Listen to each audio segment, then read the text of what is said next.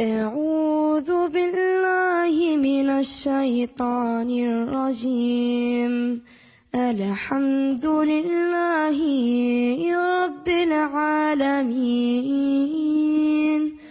الرحمن الرحيم، مالك يوم الدين.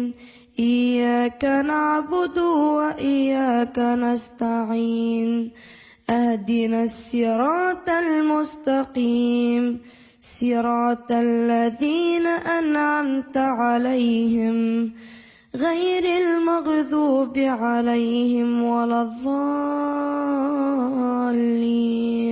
آمين.